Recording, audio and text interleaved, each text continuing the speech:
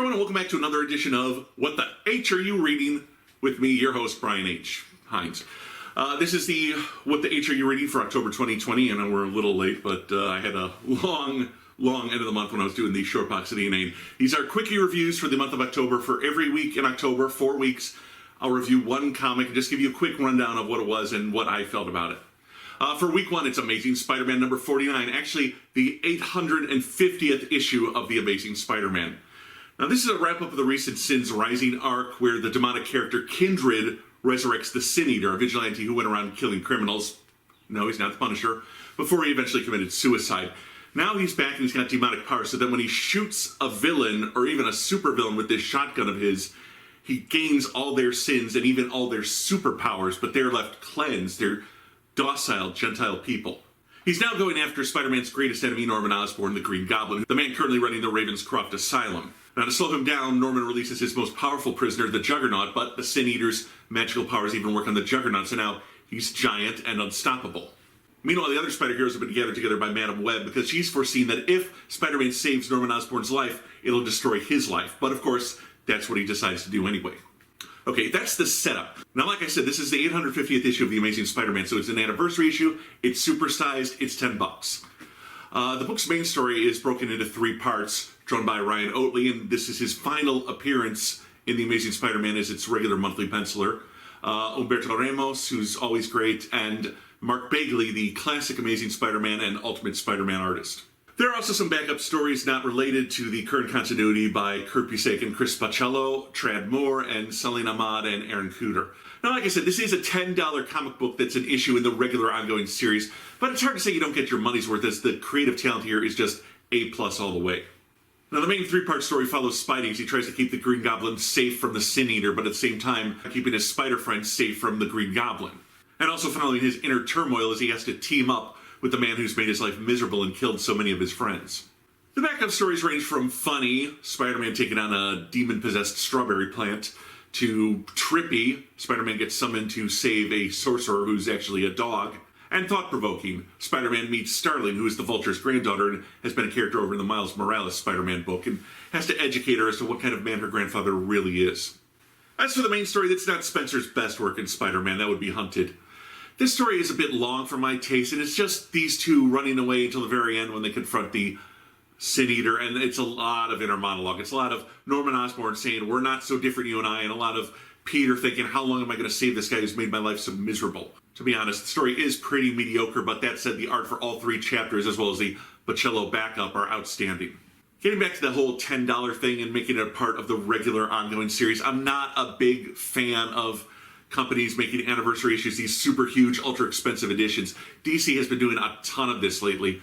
But if you're reading Amazing anyway, you're going to be fine with getting this because it continues Spencer's story and gives you a lot of extra bang for your buck.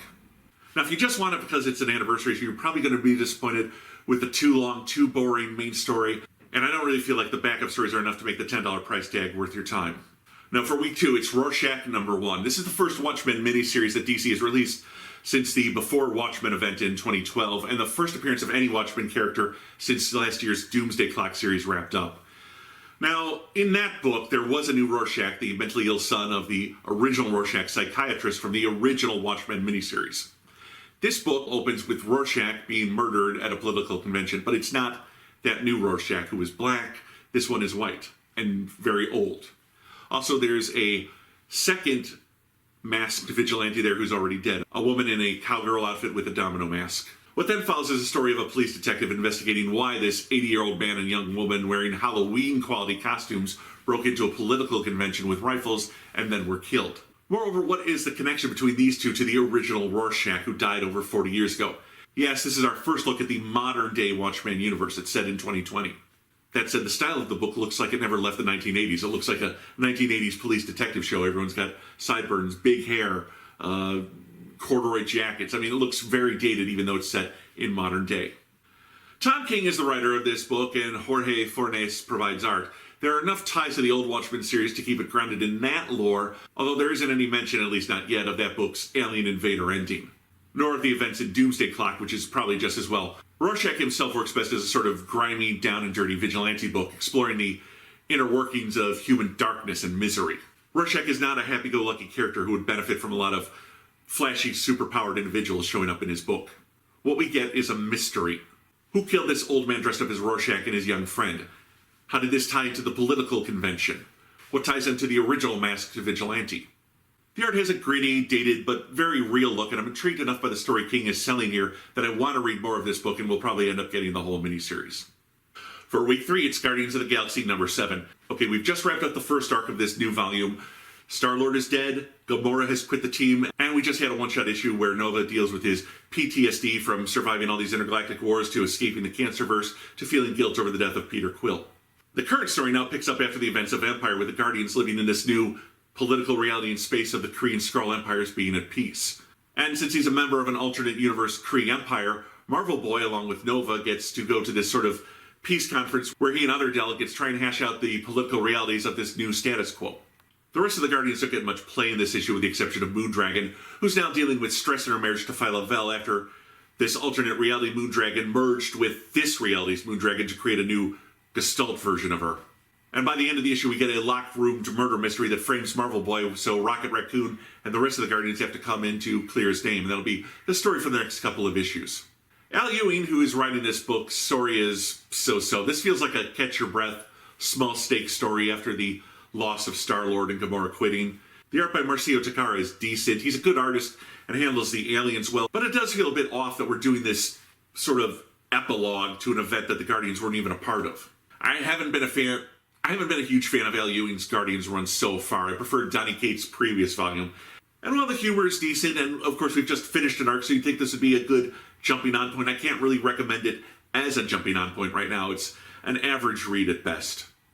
And for week 4, it's Giga number 1. Now this is an indie book from Vault Comics, written by Alan Packnadel and drawn by John Lay. Essentially, on this alien planet, there were these giant robots called Giga. They've since all deactivated, and the human race now lives inside them like buildings, and has even developed a religion around them. We start this book with a flashback where we meet wheelchair-bound Evan, a novitiate of their world's religious order. There's a disaster, people die, and Evan leaves the religion.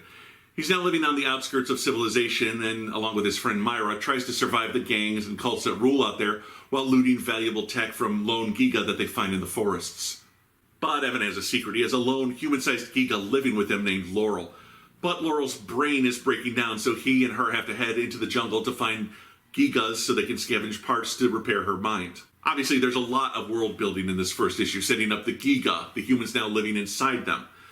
There's the mystery of what caused the disaster that led to Evan quitting his church, and what was his part in it. Why did the Giga deactivate? Why is Laurel human-sized, and why is she the only Giga left running? Who are all the cults and warring factions trying to run this planet, and what's their nature? What do they believe in? Why are they doing the things they do? The art is pretty good, detailed and expressive, but I think Lay needs to work on making his expressions a little less cartoonish, and the coloring could be a little more refined, but I like it.